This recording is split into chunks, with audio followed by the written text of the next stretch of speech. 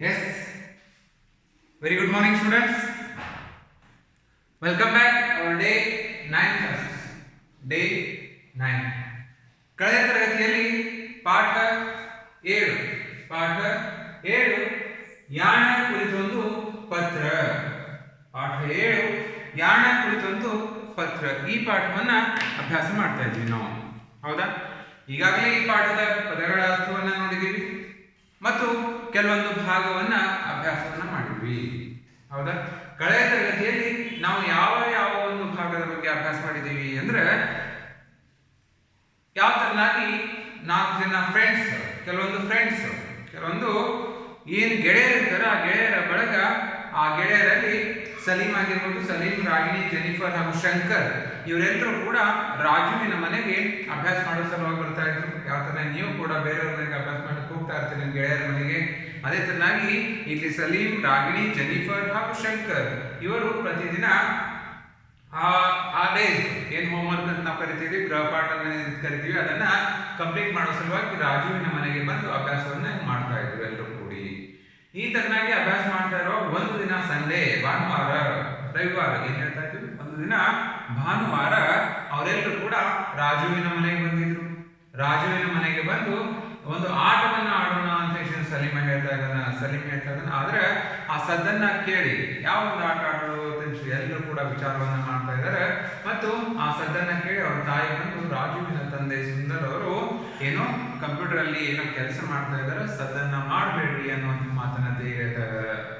ಕೆಲವು ಸಮಯದ ನಂತರ ಅಲ್ಲಿ ಕುಳಿತಂತಹ ಯಾರು ಜೆನಿಫರ್ ಹೇಳ್ತಾ ಇದ್ದಾಳೆ ಏನಂತ, ನಮಗೆ ಶಾಲೆಯಲ್ಲಿ ಪದ್ಮಿನಿ ಮೇಡಮ್ ಅವರು ಇನ್ನು ಈ ಅಂಚೆಯ ಬಗ್ಗೆ ಒಂದು ವಿಶೇಷ ಪತ್ರವನ್ನ ಬರೆದುಕೊಂಡು ಬನ್ನಿ ಅಂತ ಹೇಳಿದ್ರು. ಆ ಒಂದು ಈ ಅಂಚಿನ ಪತ್ರವನ್ನ ಯಾವ ತರ ಬರೀಬೇಕು ಅನ್ನೋದ್ರ ಬಗ್ಗೆ ನಾವು ಡಿಸ್ಕಷನ್ ಅನ್ನ, ಅಭ್ಯಾಸವನ್ನ ಮಾಡೋಣ ಅನ್ನುವಂಥ ಮಾತನ್ನ ಹೇಳ್ತಾರೆ. ಹಾಗೆ ಎಲ್ಲರೂ ಅದಕ್ಕೆ ಒಪ್ಪಿಗೆ ಮತ್ತೆ ಮರಳಿ ಗೃಹಪಾಠದ ಕಡೆಗೆ ಬರ್ತಾರೆ. ಹೌದಾ?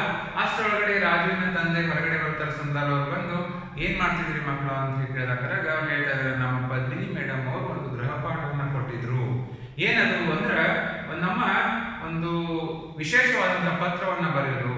ವಿಶೇಷವಾದಂತಹ ಪತ್ರ ಯಾವ ತರ ಅಂದ್ರೆ, ಈ ಅಂಚೆಯನ್ನ ಪತ್ರವನ್ನ ಬರೆದುಕೊಂಡು ಬನ್ನಿ ಅಂತ ಹೇಳಿದ್ರು. ಆ ಒಂದು ಈ ಅಂಚೆ ಪತ್ರವನ್ನ ಹೇಗೆ ಬರೆಯೋದು ಅಂತ ಹೇಳಿ ವಿಚಾರವನ್ನ ಮಾಡ್ತಾ ಇದ್ವಿ ಅಂತ ಹೇಳ್ತಾರೆ ಅಲ್ಲೇ ಕೂಡಿದಂತ ಅವಳು. ಆಗ ಸುಂದರ್ ಅವರು ಏನ್ ಮಾಡ್ತಿದ್ದಾರೆ, ಎಲ್ಲರೂ ಬನ್ನಿ ಅಂತ ಅವರ ಒಂದು ಕಂಪ್ಯೂಟರ್ ರೂಮಿಗೆ ಕರೆದುಕೊಂಡು ಹೋಗಿ ಆ ಕಂಪ್ಯೂಟರ್ ಅಲ್ಲಿ ಯಾವ ತರನಾಗಿ ಇಮೇಲ್ ಅಡ್ರೆಸ್ ಅನ್ನ ಯಾವ ತರನಾಗಿ ಬೇಕು, ಇಮೇಲ್ ಅಡ್ರೆಸ್ ಅಂದ್ರೆ ಏನು, ಇಮೇಲ್ ಅಡ್ರೆಸ್ ಅಂದ್ರೆ ಎದಕ್ಕೆ ಉಪಯೋಗ ಆಗ್ತದೆ, ಮತ್ತು ಅದಕ್ಕೆ ಯಾವ ತರನಾಗಿ ಓಪನ್ ಮಾಡಬೇಕು, ಅದಕ್ಕೆ ಪಾಸ್ವರ್ಡ್ ಅಂತ ಏನ್ ಕರಿತಾ ಇದೀವಿ, ಪಿನ್ ಅಂತ ಏನ್ ಕರಿತಾ ಇದೀವಿ, ಅದನ್ನೆಲ್ಲ ಯಾವ ತರನಾಗಿ ಇರ್ತದೆ ಅನ್ನೋದ್ರ ಬಗ್ಗೆ ಮಾಹಿತಿಯನ್ನ ಕೊಟ್ರು. ಆಗ ಹಲವಾರು ಪ್ರಶ್ನೆಗಳು ಅವ್ರ ಮನಸ್ಸಿನಲ್ಲಿ ಮೂಡಿದ್ರು. ಆ ಹಲವಾರು ಪ್ರಶ್ನೆಗಳಿಗೆ ರಾಜುವಿನ ತಂದೆ ಸುಂದರ್ ಅವರು ಉತ್ತರವನ್ನ ಕೊಟ್ಟು ಅವರ ಒಂದು ಸಂದೇಹ ಏನಿತ್ತು ಅವೆಲ್ಲವೂ ಕೂಡ ಕ್ಲಿಯರ್ ಮಾಡಿದ್ರು. ಇವಾಗ ಆ ಒಂದು ಹೋಮ್ವರ್ಕ್ ಕಡೆಗೆ, ಒಂದು ಗೃಹಪಾಠದ ಕಡೆಗೆ ಬರ್ತಾ ಇದ್ದಾರೆ.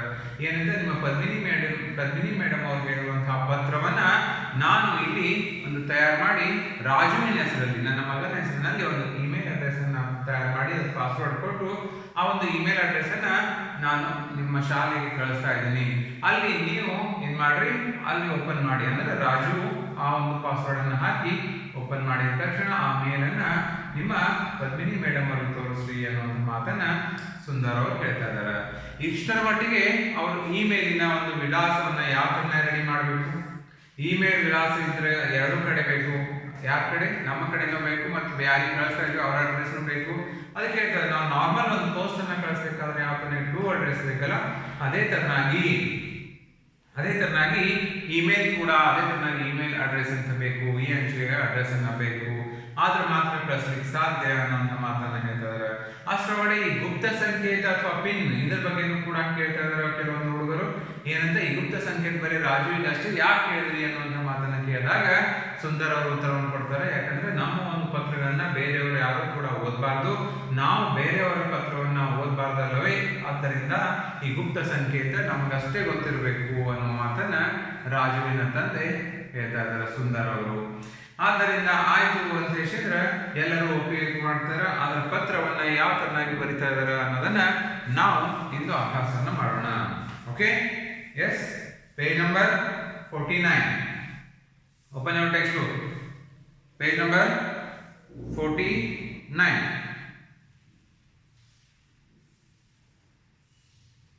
See, rajusundar@gmail.com ಇಲ್ಲಿ ಕೊಟ್ಟಿದ್ದಾರೆ ನೋಡಿ. ಇದು ಇಂಗ್ಲಿಷ್ ಒಳಗೆ ಕೊಟ್ಟಿದ್ದು, ಅದು ಇಮೇಲ್ ಅಡ್ರೆಸ್ ಏನಂತ ಕೊಟ್ಟಿದ್ದಾರೆ, rajusundar@gmail.com ಎಂಬುದು ರಾಜುವಿನ ಇಮೇಲ್ ವಿಳಾಸ.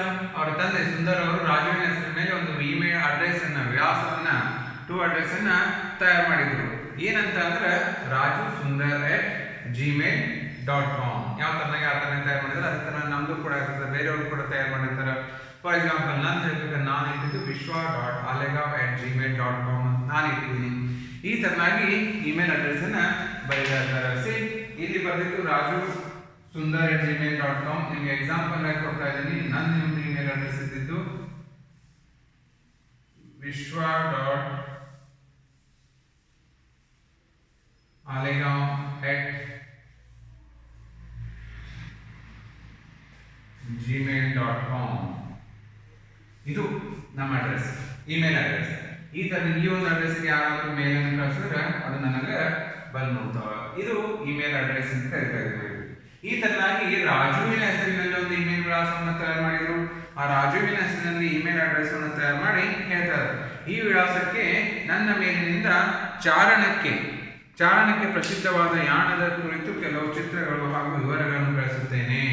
ಆ ಸುಂದರ್ ಅವರು ಹೇಳ್ತಾ ಇದ್ದಾರೆ, ನನ್ನ ಒಂದು ಅಡ್ರೆಸ್ ಅಂದ್ರೆ ರಾಜುವಿನ ತಂದೆ ಸುಂದರಿನ ಅಡ್ರೆಸ್, ಸುಂದರ್ ಅವರ ಅಡ್ರೆಸ್ ನಿಂದ ರಾಜುವಿನ ಮೇಲಿಗೆ ಕೆಲವೊಂದು ಯಾಣದ ಕುರಿತಾದ, ಯಾಣ ಎಸ್ ಪ್ರವಾಸಿ ಸ್ಥಾನ, ಈ ಒಂದು ಯಾಣದ ಕುರಿತಾದ ಕೆಲವೊಂದು ಪಿಕ್ಚರ್ಸ್ ಅನ್ನ, ಚಿತ್ರವನ್ನ ಮತ್ತು ವಿವರವನ್ನ ಕಳಿಸ್ತಾ ಇದ್ದೀನಿ ಅಂತ ಹೇಳಿದ್ರೆ ಆ ಒಂದು ಕೆಲವೊಂದು ಪಿಕ್ಚರ್ಸ್ ಮತ್ತು ವಿವರವನ್ನ ಕಳಿಸಿದ್ರು. ಅನಂತರ ಇಮೇಲ್ ತೆರೆಯುವುದರ ಬಗ್ಗೆ ರಾಜುವಿಗೆ ತಿಳಿಸಿಕೊಟ್ರು. ಮತ್ತೆ ಇಮೇಲ್ ಕಳಿಸಿದ್ರು, ಅದನ್ನು ಓಪನ್ ಮಾಡಕ್ಕೆ ಬರ್ಬೇಕಲ್ಲ ಮತ್ತೆ. ಆದ್ದರಿಂದ ಇಮೇಲ್ ತೆರೆಯುವುದರ ಬಗ್ಗೆ ರಾಜುವಿಗೆ ತಿಳಿಸಿದರು. ರಾಜು ಇಮೇಲ್ ತೆರೆದ. ಆ ಲೇಖನವನ್ನು ರಾಜು ತನ್ನ ಗೆಳೆಯನಿಗೆ ಬರೆದ ಪತ್ರದಂತೆ ಬದಲಾಯಿಸಿಕೊಳ್ಳಲು ಸುಂದರ್ ಸಲಹೆ ಮಾಡಿದರು. ಆ ಒಂದು ಪತ್ರವನ್ನ ಸುಂದರ್ ಅವರು ಕಳಿಸಿದರು ರಾಜುಗೆ. ಆ ಒಂದು ಅಡ್ರೆಸ್ ಅನ್ನು ತೆಗೆದು ತನ್ನ ಗೆಳೆಯನ ಅಡ್ರೆಸ್ ಅನ್ನು ಹಾಕಿ ಗೆಳೆಯ ತನಗೆ ಕಳಿಸಿರುವಂತಹ ಇಮೇಲ್ ಅನ್ನೋ ತನ್ನಾಗಿ ಒಂದು ಲೇಖನವನ್ನ ಬದಲಾವಣೆ ಮಾಡಿಕೊಂಡ್ರು. ಮತ್ತು ಆ ತರನಾಗಿ ಲೇಖನವನ್ನ ಬದಲಾವಣೆ ಮಾಡಿಕೊಂಡು ಅದೊಂದು ಇಮೇಲ್ ಪತ್ರವನ್ನ ರೆಡಿ ಮಾಡಿದ್ರು. ಕೊನೆಗೆ, ಮಕ್ಕಳು, ನೀವು ನಮಗೆ ಒಳ್ಳೆಯ ಮಾಹಿತಿ ಹೇಳಿದ್ದೀರಿ ಮಾಮ. ಇಮೇಲ್ ಬಗ್ಗೆ ಹೇಳಿಕೊಟ್ಟು ಮಾದರಿ ಸಹಿತ ವಿವರಿಸಿದ್ದೀರಿ. ನಿಮಗೆ ಧನ್ಯವಾದಗಳು ಎಂದು ಹೇಳಿ ಅಲ್ಲಿಂದ ಹೊರಟರು. ಮಾರನೆಯ ದಿನ ಮಕ್ಕಳೆಲ್ಲ ಶಾಲೆಗೆ ಬಂದರು. ಪದ್ಮಿನಿ ಮೇಡಮ್, ಮಕ್ಕಳೇ, ಶನಿವಾರ ನಾನು ಪತ್ರ ಲೇಖನದ ಬಗ್ಗೆ ತಿಳಿಸಿ ವಿಶೇಷ ಪತ್ರ ಬರೆದುಕೊಂಡು ಬರಲು ಹೇಳಿದ್ದೆ. ಯಾರು ಈ ಪ್ರಯತ್ನ ಮಾಡಿದ್ದೀರಿ ಎಂದರು. ಆಗ ರಾಜು, ರಾಗಿಣಿ, ಸಲೀಂ, ಜೆನಿಫರ್ ಹಾಗೂ ಶಂಕರ್ ಎದ್ದು ನಿಂತು, ಟೀಚರ್, ನಮ್ಮನ್ನು ಕಂಪ್ಯೂಟರ್ ಕೊಠಡಿಗೆ ಕರೆದುಕೊಂಡು ಹೋಗಿ ಅಲ್ಲಿ ನಿಮಗೆ ನಮ್ಮ ವಿಶೇಷ ಪತ್ರ ತೋರಿಸುತ್ತೇವೆ ಎಂದರು. ಈ ತರನಾಗಿ ಒಂದು ಮಾಹಿತಿಯನ್ನ ಪಡೆದ ರಾಜುವಿನ ತಂದೆ ಸುಂದರ್ ಅವರ ಕಡೆಯಿಂದ ಮಾಹಿತಿಯನ್ನು ಪಡೆದಂತಹ ಎಲ್ಲ ಮಕ್ಕಳು ಆ ಒಂದು ರಾಜುವಿನ ತಂದೆ ಸುಂದರ್ ಅವರಿಗೆ ಧನ್ಯವಾದಗಳನ್ನ ತಿಳಿಸಿದ್ರು. ಈ ತರನಾಗಿ ಬರೇ ನಮಗೆ ಮಾಹಿತಿಯನ್ನು ಅಷ್ಟೇ ಕೊಡದೆ ಆ ಒಂದು ಮಾಹಿತಿಯ ಜೊತೆಗೆ ವಿವರವನ್ನ ಸಹಿತ ವಿವರಿಸಿದ್ದೀರಿ ಅನ್ನುವಂಥ ಮಾಹಿತಿಯನ್ನು ಕೊಟ್ಟಿದ್ದಕ್ಕೆ ಧನ್ಯವಾದಗಳು ಅಂತ ತಿಳಿಸಿ ಅಲ್ಲಿಂದ ಹೊರಟರು. ಮರುದಿನ 6ನೇ ದಿನ ಅಂದ್ರೆ ಮರುದಿನ ಮಕ್ಕಳೆಲ್ಲರೂ ಶಾಲೆಗೆ ಬಂದರು. ಮಕ್ಕಳೆಲ್ಲರೂ ಕೂಡ ಶಾಲೆಗೆ ಬಂದರು. ಅಲ್ಲಿ ಪದ್ಮಿನಿ ಮೇಡಮ್ ಕೇಳ್ತಾ ಇದ್ದಾರೆ, ನಾನು ಶನಿವಾರ ಏನು ಪತ್ರಲೇಖನದ ಬಗ್ಗೆ ಏನು ತಿಳಿಸಿಕೊಟ್ಟಿದ್ದೆ, ಆ ಪತ್ರಲೇಖನದ ಬಗ್ಗೆ ಒಂದು ವಿಶೇಷ ಪತ್ರವನ್ನ ಬರೆದುಕೊಂಡು ಬರಲು ಹೇಳಿದ್ದೆ. ಇಂತಹ ಪ್ರಯತ್ನವನ್ನ ಅಥವಾ ಬರೆಯುವಂತಹ ಪ್ರಯತ್ನವನ್ನ ಯಾರು ಮಾಡಿದಿರಿ ಅನ್ನುವಂಥ ಪ್ರಶ್ನೆ ಮಾಡಿದಾಗ ಆಗ ಎದ್ದು ನಿಂತು ರಾಜು, ರಾಗಿಣಿ, ಸಲೀಂ ಮತ್ತು ಜೆನಿಫರ್ ಹಾಗೂ ಶಂಕರ್ ಎಲ್ಲರೂ ಎದ್ದು ನಿಂತು, ಟೀಚರ್, ನಮ್ಮನ್ನ ಆ ಕಂಪ್ಯೂಟರ್ ಕೊಠಡಿಗೆ ಕರೆದುಕೊಂಡು ಹೋಗಿ ಅಲ್ಲಿ ನಮ್ಮ ವಿಶೇಷ ಪತ್ರವನ್ನ ತೋರಿಸುತ್ತೇವೆ ಎಂದರು.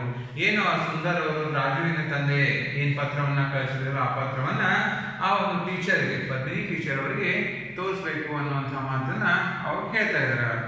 ಆಗ ಎಲ್ಲರೂ ಕಂಪ್ಯೂಟರ್ ಕೊಠಡಿಗೆ ಹೋದರು. ಎಲ್ಲರೂ ಕಂಪ್ಯೂಟರ್ ಕೊಠಡಿಗೆ ಹೋದರು. ರಾಜು ಕಂಪ್ಯೂಟರ್ ತೆರೆದು ಯಾರಿಗೂ ಕಾಣದ ಹಾಗೆ ತನ್ನ ಗುಪ್ತ ಸಂಕೇತ ಬಳಸಿ ಇಮೇಲ್ನಲ್ಲಿದ್ದ ಪತ್ರವನ್ನು ತೆರೆದು ತೋರಿಸಿದ. ಅದರಲ್ಲಿನ ಯಾಣದ ಚಿತ್ರಗಳನ್ನು ಹಾಗೂ ಅದರ ವಿವರಗಳನ್ನು ರಾಗಿಣಿ ಹಾಗೂ ಮತ್ತು ಜೆನಿಫರ್ ಓದಿದರು. ಯಾವಾಗ ರಾಜುವಿನ ತಂದೆ ಯಾವ ತರನಾಗಿ ಒಂದು ಪಾಸ್ವರ್ಡ್ ಪಿನ್ ಅನ್ನು ಕೊಟ್ಟಿದ್ರೆ ಆ ಇಮೇಲ್ ಅಡ್ರೆಸ್ಗೆ ಗುಪ್ತ ಸಂಕೇತ ಅಂತ ಏನ್ ಕರಿತಾ ಇದೀವಿ, ಆ ಗುಪ್ತ ಸಂಕೇತವನ್ನು ಹಾಕಿ ರಾಜು ಕಂಪ್ಯೂಟರ್ ನಲ್ಲಿ ಇಮೇಲ್ ಅಡ್ರೆಸ್ ಹಾಕಿ ಗುಪ್ತ ಸಂಕೇತವನ್ನು ಹಾಕಿ ಆ ಇಮೇಲ್ ಪತ್ರವನ್ನು ತೆರೆದ. ಇಮೇಲ್ ಪತ್ರವನ್ನು ತೆರೆದ ನಂತರ ಏನು ಅಲ್ಲಿ ಕಳಿಸಿದ್ರಲ್ಲ ರಾಜುವಿನ ತಂದೆ ಸುಂದರ್ ಅವರು ಯಾಣದ ಕುರಿತಂದು ಕೆಲವೊಂದು ಚಿತ್ರಗಳು ಹಾಗೂ ಕೆಲವೊಂದು ವಿಷಯ ವಿವರಣೆಗಳನ್ನ ಮಾಹಿತಿಯನ್ನ ಏನು ಬಂದಿತ್ತು ಅದನ್ನ ರಾಗಿಣಿ ಮತ್ತು ಜೆನಿಫರ್ ಓದಿ ತಿಳಿಸಿದರು. ಏನಂತ ಬಂದಿತ್ತು ಆ ಒಂದು ಇಮೇಲ್ ಅಡ್ರೆಸ್ ಅಲ್ಲಿ ಏನನ್ನ ಬಂದಿತ್ತು ಅಂದ್ರೆ ಪ್ರೀತಿಯ ಸಲೀಮನಿಗೆ ಈ ಪತ್ರವನ್ನು ಬರೆದ. ಪ್ರೀತಿಯ ಸಲೀಂ, ಮಲೆನಾಡಿನ ಪ್ರವಾಸಿ ಸ್ಥಾನಗಳಲ್ಲಿ ಗಗನಚುಂಬಿ ಹೆಬ್ಬಂಡೆಗಳ ತಾಣವಾದ ಯಾಣ ಕೂಡ ಒಂದು. ಏನು ಮಲೆನಾಡಿನ ಒಂದು ಪ್ರವಾಸಿ ಸ್ಥಾನಗಳದವ, ಹಲವಾರು ಪ್ರವಾಸಿ ಸ್ಥಾನಗಳದವಲ್ಲ, ಆ ಪ್ರವಾಸಿ ಸ್ಥಾನದಲ್ಲಿ ಯಾಣವು ಕೂಡ ಒಂದು ಪ್ರಮುಖ ಪ್ರವಾಸಿ ಸ್ಥಾನ. ಗಗನಚುಂಬಿ ಗಗನಚುಂಬಿ ಹೆಬ್ಬಂಡೆಯನ್ನ ಇರುವಂತಹ ಒಂದು ಪ್ರವಾಸಿ ಸ್ಥಾನ ಅನ್ನೋದನ್ನ ಹೇಳ್ತಾ ಇದ್ದಾನ. ಸಿರಸಿಯಿಂದ ಯಾಣ ಎಂಬ ಹಳ್ಳಿ ತಲುಪಿ ಅಲ್ಲಿಂದ 2 ಕಿಲೋಮೀಟರ್ ಕಾಲು ದಾರಿಯಲ್ಲಿ ಪ್ರಯಾಣಿಸಬೇಕು. ಬಹಳ ಇಕ್ಕಟ್ಟಾದ ಕಾಡಿನ ದಾರಿಯಲ್ಲಿ ಸಾಗುವಾಗ ಸುಸ್ತಾಗುತ್ತದೆ. ಹೀಗೆ ಸಾಗುವಾಗ ತಂಪು ಗಾಳಿಯ ಅನುಭವ ಹಿತ ನೀಡುತ್ತದೆ. ಮುಂದೆ ಸಾಗಿದರೆ ನಮಗೆ ಮೋಹಿನಿ ಶಿಖರ ಎದುರಾಗುತ್ತದೆ. ಸಿರ್ಸಿಯಿಂದ ಯಾಣ ಎಂಬ ಒಂದು ಹಳ್ಳಿ, ಸಿರ್ಸಿಯಿಂದ ಸಮೀಪವಾಗುವಂಥದ್ದು ಯಾಣ ಎಂಬ ಒಂದು ಹಳ್ಳಿ. ಅಲ್ಲಿಂದ 2 ಕಿಲೋಮೀಟರ್ ನಾವು ಕಾಲು ದಾರಿಯಲ್ಲಿ, ಬರೀ ಕಾಲು ದಾರಿ, ಯಾವುದೇ ಗಾಡಿ ವಾಹನಗಳನ್ನ ಒಯ್ಯಲಿಕ್ಕೆ ಸಾಧ್ಯ ಇಲ್ಲ, ಬರೀ ಕಾಲು ದಾರಿ ಅಂತ ಕರೀತಾರೆ. ಹೊಲದಲ್ಲಿ ನಡೆದು ದಾರಿ ಬಿದ್ದಿರ್ತೈತೆ ನೋಡಿ, ಅದು ಕಾಲು ದಾರಿ ಅಂತ ಕರಿತೀವಿ ನಾವು. ಅಂತಹ ಒಂದು ಕಾಲು ದಾರಿಯಲ್ಲಿ ಪ್ರಯಾಣಿಸಬೇಕು. ಬಹಳಷ್ಟು ಇಕ್ಕಟ್ಟಾದಂತಹ ಜಾಗ, ಬಹಳಷ್ಟು ಇಕ್ಕಟ್ಟಾದಂತಂದ್ರೆ ಏನು, ಚಿಕ್ಕದಾದಂಥದ್ದು, ಬಹಳಷ್ಟು ಚಿಕ್ಕದಾದಂತಹ ಒಂದು ಜಾಗದ ಕಾಡಿನ ದಾರಿಯಲ್ಲಿ ಸಾಗಬೇಕು. ಬಹಳಷ್ಟು ಚಿಕ್ಕದಾದಂತಹ ಒಂದು ಕಾಡಿನ ದಾರಿಯದ, ಆ ಕಾಡಿನ ದಾರಿಯಲ್ಲಿ ನಾವು ಹೋಗಬೇಕು. ಮುಂದೆ ಹೋಗ್ತಾ ಇದ್ರೆ ಏನು ಆ ಒಂದು ಗಾಳಿಗಳು, ಆ ಕಾಡಿನ ಮೇಲೆ ಗಿಡಗಳಿರ್ತಾವೆ, ಸಣ್ಣ ದಾರಿ ಇರ್ತದೆ, ಮತ್ತು ಆ ಗಿಡಗಳಿಂದ ಬರುವಂತಹ ತಂಪು ಗಾಳಿ, ಆ ತಂಪು ಗಾಳಿ ಏನು ನಾವು ಅನುಭವವನ್ನ ಅನುಭವಿಸಿದ್ರೆ ನಮ್ಮ ಎಲ್ಲ ನೋವುಗಳನ್ನ ಮರಿತಾ ಇದ್ದೀವಿ. ಆ ತರನಾಗಿ ಒಂದು ಅನುಭವವನ್ನ ಆಗ್ತದೆ. ಅಂತ ಅನುಭವವನ್ನ ಪಡೆಯುತ್ತಾ ನಾವು ಮುಂದೆ ಸಾಗಬೇಕು. ಮುಂದೆ ಸಾಗಿದರೆ ಅಲ್ಲಿ ಮೋಹಿನಿ ಶಿಖರ ಎದುರಾಗುತ್ತದೆ. ಮೋಹಿನಿ ಶಿಖರದ ಹೆಸರು ಮೋಹಿನಿ ಅಂತ ಹೇಳಿದ್ರೆ ಆ ಮೋಹಿನಿ ಶಿಖರ ಎದುರಾಗುತ್ತದೆ. ಈ ಮೋಹಿನಿ ಶಿಖರದ ಬಗ್ಗೆ ಹೇಳ್ತಾ ಇದ್ದಾರೆ ಅವರು. ಏನಂತ, ಇದು ಸುಮಾರು 300 ಅಡಿ ಎತ್ತರವಿದೆ. ಯಾವ ಶಿಖರ? ಮೋಹಿನಿ ಶಿಖರ ಸುಮಾರು 300 ಅಡಿ. 300 ಅಡಿ ಅಂದ್ರೆ ಊಹೆ ಮಾಡಬೇಕು ಎಷ್ಟು ಅಡಿ ಎತ್ತರದ ಅಂತ ಹೇಳಿದ್ರೆ ಆ 300 ಅಡಿ ಎತ್ತರವಿದೆ. ಈ ಶಿಖರವನ್ನು ನೋಡುತ್ತಾ ಮುಂದೆ ಹೊಡೆದರೆ ಮೈ ರೋಮಾಂಚನಗೊಳಿಸುವ 390 ಅಡಿ ಎತ್ತರದ ಭೈರವೇಶ್ವರ ಶಿಖರ ಕಾಣುತ್ತದೆ. ಒಂದನೇ ಶಿಖರ 300 ಆದ್ರೆ ಎರಡನೇ ಶಿಖರ 390 ಅಡಿ. ಅದರ ಹೆಸರು ಭೈರವೇಶ್ವರ ಶಿಖರ ಕಾಣುತ್ತದೆ. ಈ ಶಿಖರ ಕಪ್ಪು ಕಲ್ಲಿನ ಉಕ್ಕಿನ ಕೋಟೆಯಂತಿದೆ. ಕರಿಕಲ್ಲಿನ ಉಕ್ಕಿನ ಕೋಟೆಯಂತಿದೆ. ಉಕ್ಕಿ ಯಾವ್ದಿರ್ತದೆ? ಹೊರಗಿರ್ತೈತಿ. ಆ ಉಕ್ಕಿನ ಕೋಟೆಯಂತೆ ನಮಗೆ ಕಾಣಿಸ್ತಾ ಇದೆ. ಪ್ರಕೃತಿ ಮಾತೆ ಶಿಲ್ಪಿಯ ರೂಪವೇ, ಪ್ರಕೃತಿಯ ಮಾತೆ ಏನು, ನಿಸರ್ಗ ಸೌಂದರ್ಯವೇ, ಆ ನಿಸರ್ಗವೇ ಈ ಒಂದು ಶಿಲ್ಪಿಯ ರೂಪವು ತಾಳಿ ಇಲ್ಲಿನ ಆಕೃತಿಯನ್ನು ಕೆತ್ತಿದಳೆ. ಆ ಕಲ್ಲಿನ ಆಕೃತಿಗಳನ್ನ ಈ ನಿಸರ್ಗವೇ, ಆ ಪ್ರಕೃತಿನೇ, ಆ ದೇವರೇ ಬಂದು ಇದನ್ನ ಕೆತ್ತಿದಾನೇನೋ ಅನ್ನುವಷ್ಟರ ಮಟ್ಟಿಗೆ ಬಹಳಷ್ಟು ಸುಂದರವಾದಂತಹ ಕೆತ್ತನೆಯ ಶಿಲ್ಪಿಗಳು ಅಲ್ಲಿ ಆ ಒಂದು ಶಿಖರದಲ್ಲಿ ಅದರ ಆ ತಾಳಿ ಅಲ್ಲಿನ ಆಕೃತಿಗಳನ್ನು ಕೆತ್ತಿದಳೆ ಅನ್ನುವಷ್ಟರ ಮಟ್ಟಿಗೆ ಆ ದೃಶ್ಯಗಳನ್ನು ನೋಡುಗರನ್ನು ಚಕಿತಗೊಳಿಸುತ್ತವೆ. ಅಂಥ ಒಂದು ಅದ್ಭುತವಾದಂತಹ ದೃಶ್ಯಗಳನ್ನ ನೋಡ್ತಾ ಇದ್ರೆ ಯಾರೋ ಬಂದು ಕೈಯಿಂದಾನೇ ಕಡಿದಾರೇನೋ, ಕೈಯಿಂದಾನೇ ಈ ಶಿಖರವನ್ನ ನಿರ್ಮಿತಿ ಮಾಡಿದಾರೇನೋ, ಕೈಯಿಂದಾನೇ ಈ ಶಿಖರವನ್ನ ನಿರ್ಮಾಣ ಮಾಡಿದಾರೇನೋ ಅನ್ನುವಷ್ಟರ ಮಟ್ಟಿಗೆ ನಮಗೆ ಚಕಿತಗೊಳಿಸುತ್ತವೆ. ಚಕಿತ ಅಂದ್ರೆ ಆಶ್ಚರ್ಯಗೊಳಿಸುತ್ತವೆ, ಬೆರಗುಗೊಳಿಸುತ್ತವೆ ಅಂತ ಹೇಳ್ತಾ ಇದ್ದಾರೆ. ಯಾಣದ ಕುರಿತಾದ ಒಂದು ದಂತ ಕಥೆ ಇದೆ. ಪುರಾಣ ಕಾಲದಲ್ಲಿ ಯಾಣದಲ್ಲಿ ಭಸ್ಮಾಸುರನೆಂಬ ರಾಕ್ಷಸ ವಾಸವಾಗಿದ್ದ. ಈ ಒಂದು ಯಾಣ ಅನ್ನೋದು ಒಂದು ದಂತ ಕಥೆ ಅಂದ್ರೆ ಬೇರೆಯವರ ಬಾಯಿಂದ ಹರಿದು ಬಂದಂತಹ ಬಾಯಿಂದ ಬಾಯಿಗೆ ಹರಿದು ಬಂದಂತಹ ಕಥೆ, ದಂತಕಥೆ ಅಂತ ಕರಿತೀವಿ ನಾವು. ಅಂತ ಒಂದು ದಂತಕಥೆಯದ ಯಾವ ಪ್ರದೇಶದ ಬಗ್ಗೆ ಅಂದ್ರೆ ಯಾಣದ ಬಗ್ಗೆ. ಆ ಕಥೆ ಏನು ಅಂದ್ರೆ ಭಸ್ಮಾಸುರನೆಂಬ ರಾಕ್ಷಸ ವಾಸವಾಗಿದ್ದ. ಈತನ ಉಪಟಳ ಸಹಿಸಲು ಅಸಾಧ್ಯವಾದಾಗ ಶಿವನು ಆತನನ್ನು ಸುಟ್ಟು ಬೂದಿ ಮಾಡಿದ. ಈ ಬೂದಿಯಿಂದ ದೊಡ್ಡದಾದ ಶಿಖರ ಬೆಳೆಯಿತು ಎಂಬುದೇ ಆ ದಂತಕಥೆ. ಆದರೆ ಭೂಗರ್ಭಶಾಸ್ತ್ರದ ಸಂಶೋಧನೆಯ ಪ್ರಕಾರ ಅತಿ ಹೆಚ್ಚು ಖನಿಜ ಸಂಪತ್ತಿನಿಂದ ಸುಣ್ಣದ ಕಲ್ಲಿನಿಂದ ಕೂಡಿದ ಜಾಗ ಇದಾಗಿದೆ. ಇಲ್ಲಿನ ಕಲ್ಲಿನ ಗುಹೆಗಳಿಗೆ ಪ್ರವೇಶಿಸುವುದು ಒಂದು ಸುಂದರ ಅನುಭವ. ಒಂದು ಕಡೆ ಹೇಳ್ತಾ ಇದ್ದಾರೆ ಯಾಣದ ಬಗ್ಗೆ ಒಂದು ದಂತಕಥೆ ಇರುತ್ತೆ ಅಂದ್ರೆ ಬಾಯಿಂದ ಬಾಯಿ ಹರಿದು ಬಂದಂತ ಒಂದು ಕಥೆ ಇದೆ. ಅದು ಏನು ಅಂದ್ರೆ ಪುರಾಣ ಕಾಲದಲ್ಲಿ ಹೇಳ್ತಾ ಇದ್ದಾರೆ. ಪುರಾಣ ಕಾಲದಲ್ಲಿ ಯಾಣದಲ್ಲಿ ಏನು ಯಾಣ ಪ್ರವಾಸಿ ಸ್ಥಾನ ಅಂತೀವಲ್ಲ, ಆ ಪ್ರವಾಸಿ ಸ್ಥಾನದಲ್ಲಿ ಭಸ್ಮಾಸುರನೆಂಬ ರಾಕ್ಷಸನಿದ್ದ. ಭಸ್ಮಾಸುರ ಆತನ ಹೆಸರು, ರಾಕ್ಷಸನಿದ್ದ.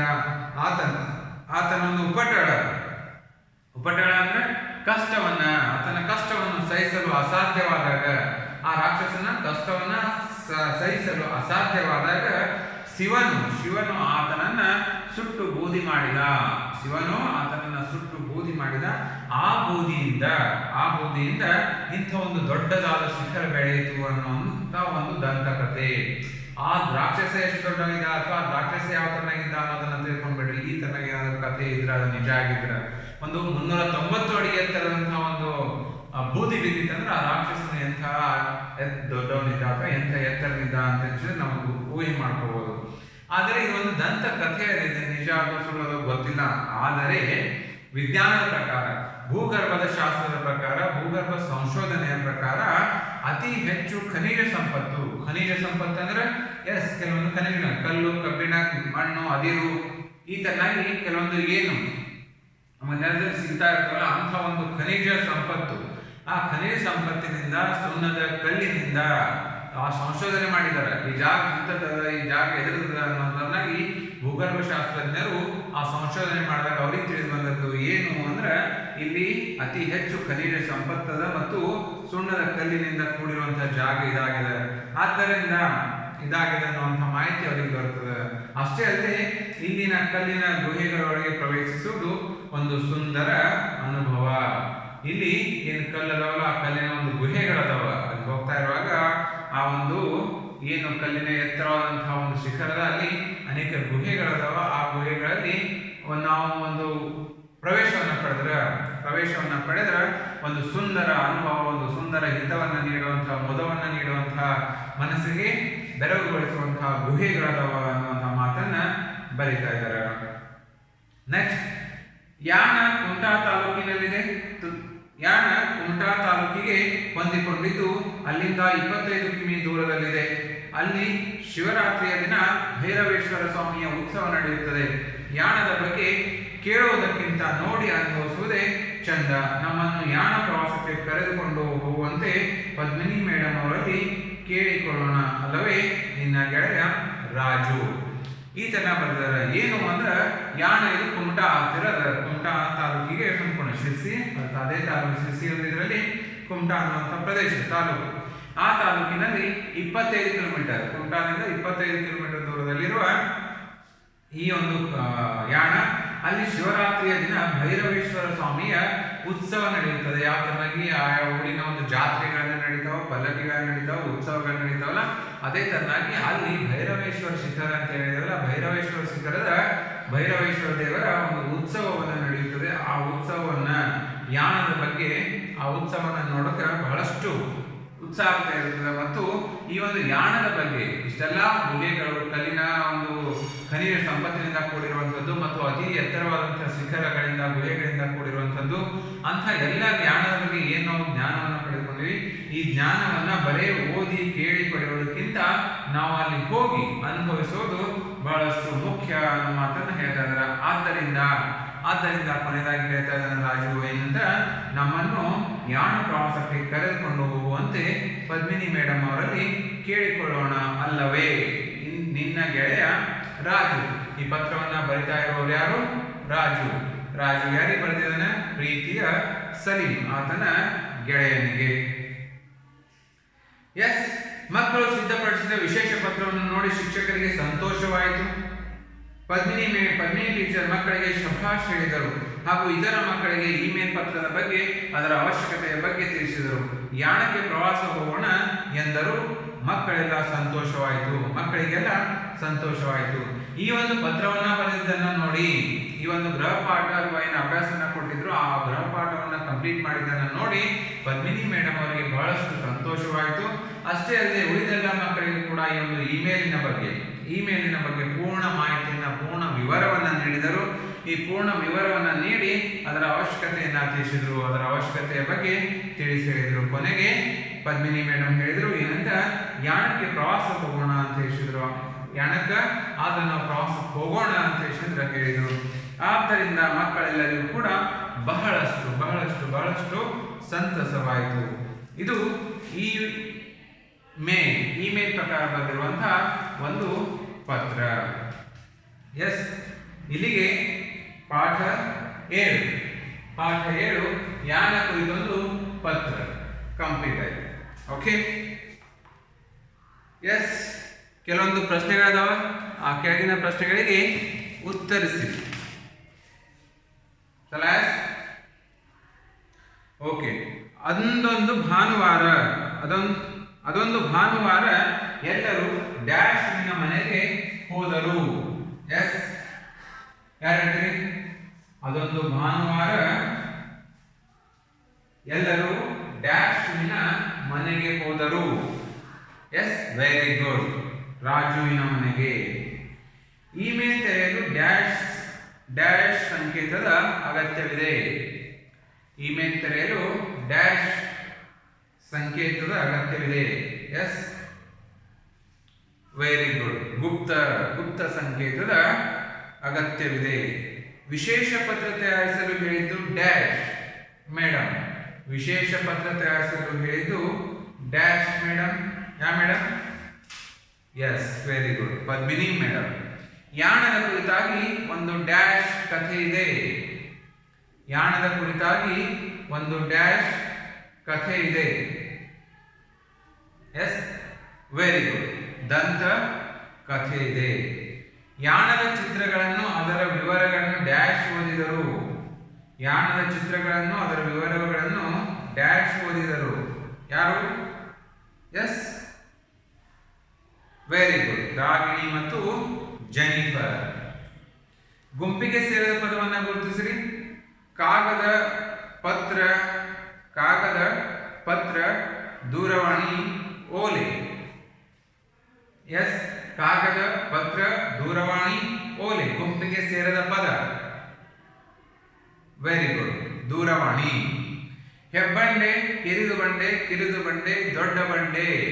ಹೆಬ್ಬಂಡೆ, ಹಿರಿದು ಬಂಡೆ, ಕಿರಿದು ಬಂಡೆ, ದೊಡ್ಡ ಬಂಡೆ. ಕಿರಿದು ಬಂಡೆ. Very good. ಸಂತೋಷ, ದುಃಖ, ಆನಂದ, ಸುಖ. ಸಂತೋಷ, ದುಃಖ, ಆನಂದ, ಸುಖ. ವೆರಿ ಗುಡ್, ದುಃಖ. ಸಂಪತ್ತು, ಆಪತ್ತು, ಧನ, ಐಶ್ವರ್ಯ. ಸಂಪತ್ತು, ಆಪತ್ತು, ಧನ, ಐಶ್ವರ್ಯ. ಆಪತ್ತು. Very good. ಒಂದು ಪದ ಅಥವಾ ವಾಕ್ಯದಲ್ಲಿ ಉತ್ತರಿಸಿರಿ. ಕೆಳಗಿನ ಪ್ರಶ್ನೆಗಳಿಗೆ ಒಂದು ಪದ ಅಥವಾ ವಾಕ್ಯದಲ್ಲಿ ಉತ್ತರಿಸಿರಿ. ರಾಜುವಿನ ಮನೆಗೆ ಯಾರು ಬಂದರು? ರಾಜುವಿನ ಮನೆಗೆ ಸಲೀಂ, ರಾಗಿಣಿ, ಜೆನಿಫರ್ ಮತ್ತು ಶಂಕರ್. Very good. ಈ ಅಂಚೆ ಎಂದರೇನು? ಈ ಎಂದರೆ ಎಲೆಕ್ಟ್ರಾನಿಕ್, ಅಂಚೆ ಎಂದರೆ ಪತ್ರ. ಯಾಣದ ಯಾವ ಶಿಖರ ಉಕ್ಕಿನ ಕೋಟೆಯಂತಿದೆ? ಯಾಣದ ಯಾವ ಶಿಖರ ಉಕ್ಕಿನ ಕೋಟೆಯಂತಿದೆ? Very good. ಯಾಣದ ಕಲ್ಲಿನ ಶಿಖರ, ಯಾವುದು? ಯಾಣದ ಭೈರವೇಶ್ವರ ಶಿಖರ. ಭೈರವೇಶ್ವರ ಶಿಖರ ಉಕ್ಕಿನ ಕೋಟೆಯಂತಿದೆ. ಯಾಣದ ಕಲ್ಲು ಯಾವುದರಿಂದ ಉತ್ಪತ್ತಿಯಾಗಿದೆ? ಯಾಣದ ಕಲ್ಲು ಯಾವುದರಿಂದ ಉತ್ಪತ್ತಿಯಾಗಿದೆ? ಯಾಣದ ಕಲ್ಲು ಖನಿಜ ಸಂಪತ್ತಿನಿಂದ ಉತ್ಪತ್ತಿಯಾಗಿದೆ. ಯಾಣದಲ್ಲಿ ಯಾವ ದೇವರ ಉತ್ಸವ ನಡೆಯುತ್ತದೆ? Yes, anyone?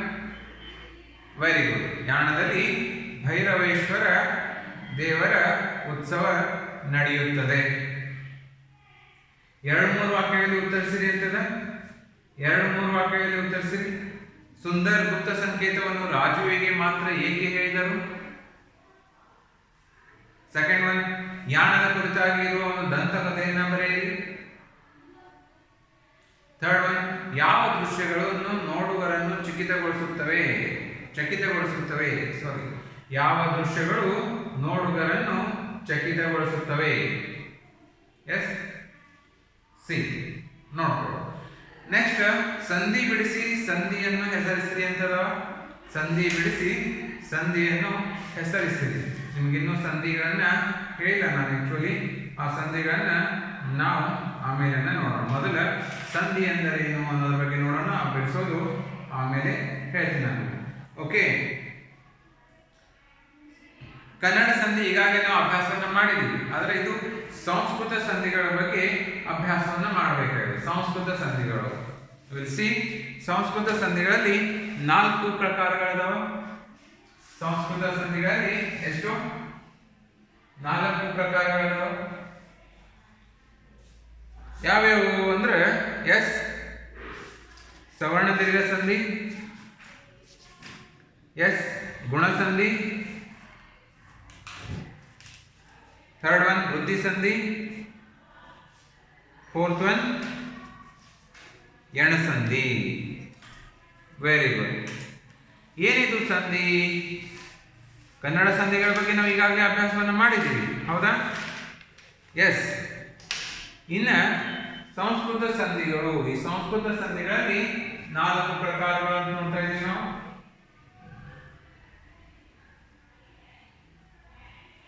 ಸಂಸ್ಕೃತ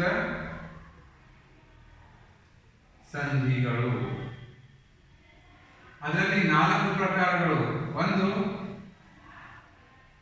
ಸವರ್ಣ ದೀರ್ಘ ಸಂಧಿ,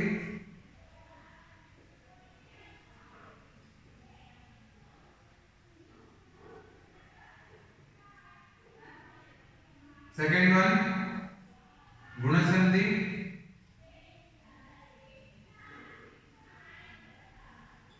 ಥರ್ಡ್ ಒನ್ ವೃದ್ಧಿ ಸಂಧಿ,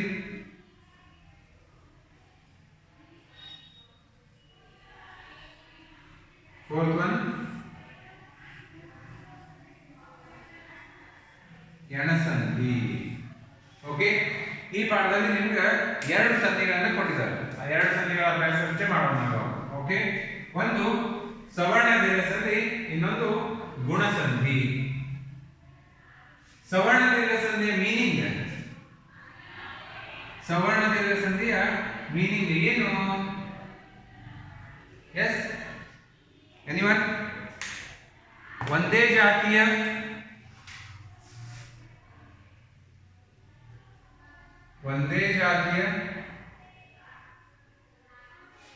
ಎಸ್ ಸ್ವರಾಕ್ಷರಗಳು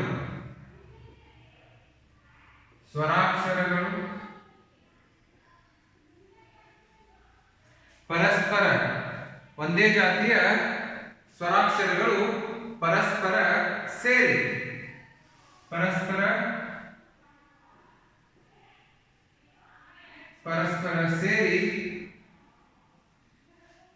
ಎಸ್ ದೀರ್ಘ ಸಂಧಿ, ದೀರ್ಘ ರೂಪ ಪಡೆಯುವುದಕ್ಕೆ ಸವರ್ಣ ದೀರ್ಘ ಸಂಧಿ ಎನ್ನುವರು. ದೀರ್ಘ ರೂಪ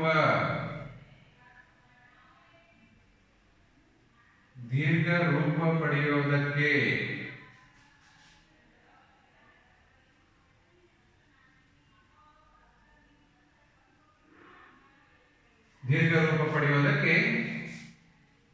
ಸವರ್ಣ ದೀರ್ಘ ಸಂಧಿ ಎನ್ನುವರು.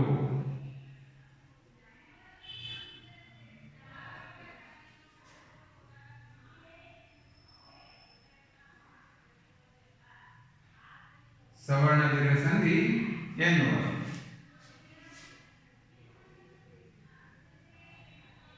ಈಗ ಮೀನಿಂಗ್ ನೋಡ್ಕೊಡ್ರಿ ಇನ್ನೊಮ್ಮೆ.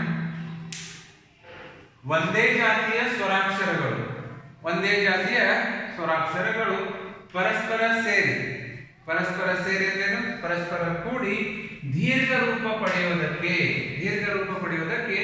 ಸವರ್ಣ ದೀರ್ಘ ಸಂಧಿ ಎನ್ನುವರು. ಸ್ವರಾಕ್ಷರಗಳು ಯಾವ್ಯಾವ ಗೊತ್ತು ನಿಮ್ಗೆ? ಸ್ವರಾಕ್ಷರಗಳು ಎಸ್ ಅದಿಂದ ಅದಿಂದ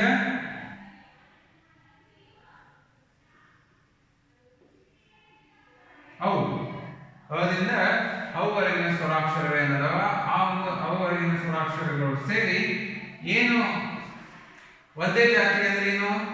ಅ ಪ್ಲಸ್ ಅ is equal to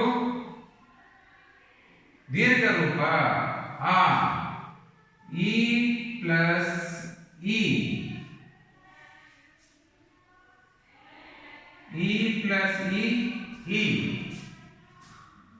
uh plus ಉ ಇಸ್ ಈಕ್ವಲ್ ಟು ಉ. ಹೌದಾ? ಅಷ್ಟೇ ಅಲ್ಲದೆ ಅ ಪ್ಲಸ್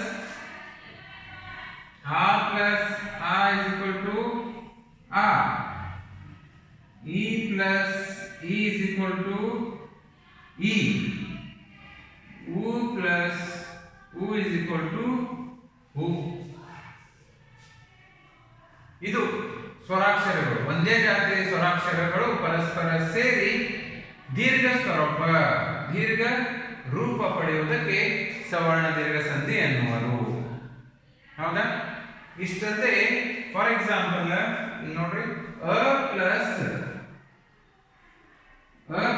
ಅ ಆಕೈತಿ, ಆದ್ರೆ ಅ ಪ್ಲಸ್ ಆ ಇಸ್ ಈಕ್ವಲ್ ಟು ಆ, ಆನೆ. ಹೌದಾ? ಅ ಪ್ಲಸ್ ಆ ಇಸ್ ಈಕ್ವಲ್ ಟು ಆ ಅಂದ್ರೆ ಇ ಪ್ಲಸ್ ಇ ಇಸ್ ಈಕ್ವಲ್ ಟು ಇ. ಹೌದಾ?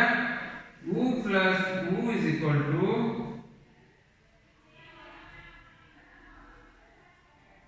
ಉ.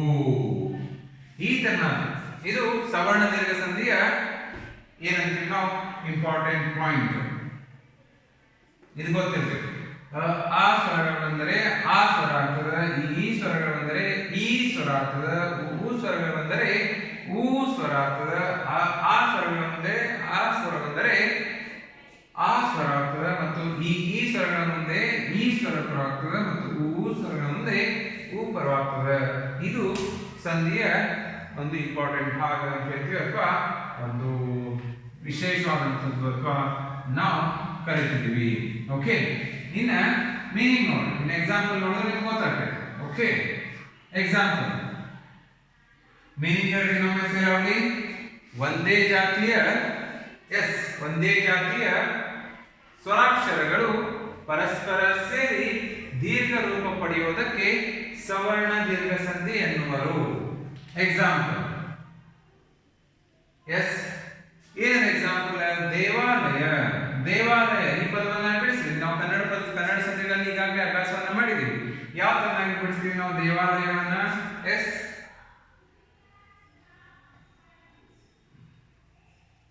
ದೇವ ಪ್ಲಸ್ ಆಲಯ ಇಸ್ ಈಕ್ವಲ್ ಟು ದೇವಾಲಯ. ಹೌದಾ? ನೋಡಿ, ಚೆಕ್ ಮಾಡಿ. ಇದ್ರ ಪ್ರಕಾರ ಒಂದೇ ಜಾತಿಯ ಸ್ವರಾಕ್ಷರಗಳು ಪರಸ್ಪರ ಕೂಡಿಯೋದೇನು?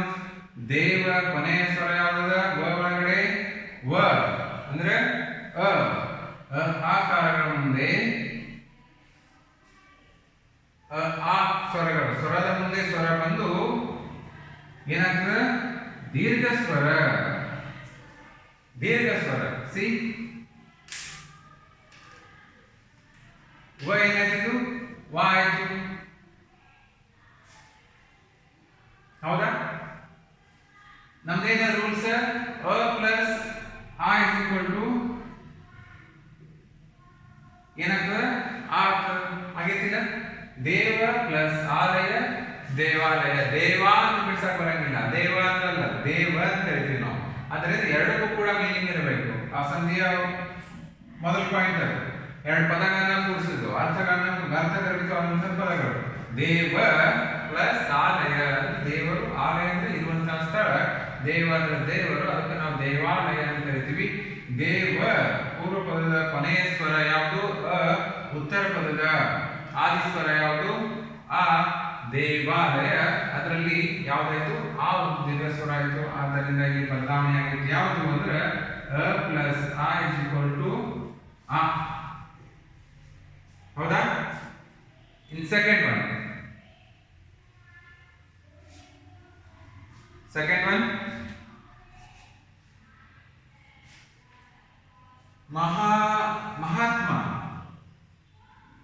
ಮಹಾತ್ಮ ಯಾವ ತರ ಬಿಡಿಸ್ತೀರಿ? ಮಹಾ ಪ್ಲಸ್ ಆತ್ಮ, ಮಹಾ ಪ್ಲಸ್ ಆತ್ಮ ಏನಾಗ್ತಿದ್ದು ಮಹಾತ್ಮ. ಮಹಾತ್ಮ ಗಾಂಧಿ ಅಂತಿರಲ್ಲ ಮಹಾತ್ಮ. ಎಸ್ ಸಿ ಪೂರ್ವ ಪದದ ಕೊನೆಯ ಸ್ವರ ಯಾವುದು ಆ. ಹೌದಾ? ಪೂರ್ವ ಪದದ ಕೊನೆಯ ಸ್ವರ ಆ. ಉತ್ತರ ಪದದ ಕೊನೆಯ ಸ್ವರ ಯಾವುದು ಆ. ಉತ್ತರ ಪದದ ಆದಿ ಸ್ವರ ಸಾರಿ ಯಾವ್ದು ಆ. ಆದ್ದರಿಂದ ಇಲ್ಲಿ ಏನಾಗಿದೆ ಆ ಅನ್ನುವಂಥದ್ದು ದೀರ್ಘ ಸ್ವರ ಆಗಿದೆ, ದೀರ್ಘ ರೂಪ ಪಡೆದಿಲ್ಲ. ಎಸ್, ಆದ್ದರಿಂದ ನಮ್ಮ ಇಕ್ವೇಶನ್ ಇದೆ ಆ ಪ್ಲಸ್ ಆ ಬಂದ್ರು ಕೂಡ ಏನಾಗ್ತದೆ ಆನೆ ಆಗ್ತದೆ. ಹೌದಾ? ಎಸ್. ಥರ್ಡ್ ಒನ್ ನೋಡ್ರಿ. ಥರ್ಡ್ ಒನ್ ರವೀಂದ್ರ ಬಿಡಿಸ್ರಿ. Rabindranath Tagore. Ravindra. Yes. Ravi plus Indra Ravindra.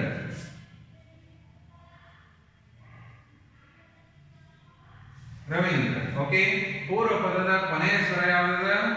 S. ವಿ. ವಿ ಅಂದ್ರೆ ಇ. ವಿ ಅಂದ್ರೆ ವಿ ಯಾವ ಸ್ವರ ಬಂತು?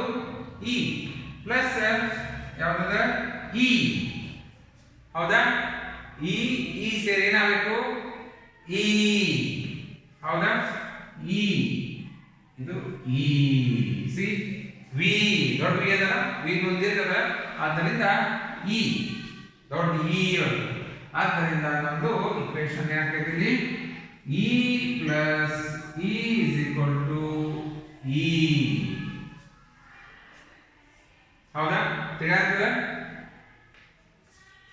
ಒಂದೇ ಜಾತಿಯ ಸ್ವರಾಕ್ಷರಗಳು ಎಲ್ಲವೂ ಸೇರ, ವಿಭಿನ್ನ ಜಾತಿಯ ಅಲ್ಲ, ಒಂದೇ ಜಾತಿಯ ಸ್ವರಾಕ್ಷರಗಳು. ಒಂದೇ ಜಾತಿಯ ಸ್ವರಾಕ್ಷರಗಳು ಪರಸ್ಪರ ಸೇರಿ ಅಂದ್ರೆ ಪರಸ್ಪರ ಕೂಡಿ ದೀರ್ಘ ರೂಪ ಆಗುವುದಕ್ಕೆ ದೀರ್ಘವಾಗಿ ಆ ದೀರ್ಘ ರೂಪ ಆ ಪಡೆಯುವುದಕ್ಕೆ ಸವರ್ಣ ದೀರ್ಘ ಸಂಧಿ ಅನ್ನುವರು. ಹೌದಾ? ಇನ್ನೊಂದು ಎಕ್ಸಾಂಪಲ್ ನೋಡ್ರಿ. Fourth one last. ಎಸ್. ಗಿರೀಶ ಅಥವಾ ಗುರುಪದೇಶ. ಗುರು. ಎಸ್ ಬಿಡಿಸಿ. ಗುರು ಪ್ಲಸ್ ಉಪದೇಶ ಏನಾಗ್ತಿದ್ದು ಗುರುಪದೇಶ.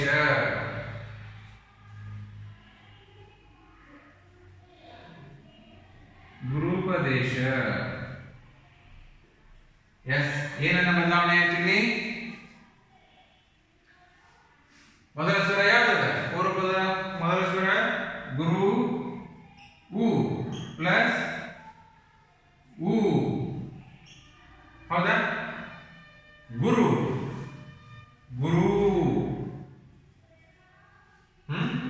ಏನಂತ ಬರುತ್ತೆ ಇಕ್ವೇಶನ್? ಎಸ್. ಉ ಪ್ಲಸ್ ಉ ಇಸ್ ಈಕ್ವಲ್ ಟು ಉ. ಸಾರಿ,